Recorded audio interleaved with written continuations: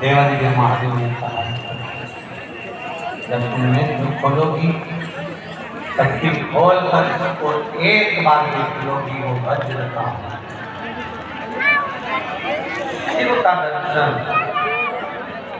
भगवान शंकर का मात्र दर्शन हमको फल प्रदान।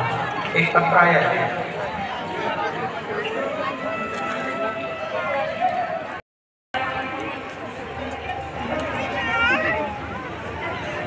छोटा मुनि सुधर लिया तो अपन सुधर। छोरों का काम है सुधारना, तो अपना काम अपन क्यों फालतू का सामान खरीदते आओ, अपन तो भगवान का भजन करने आओ।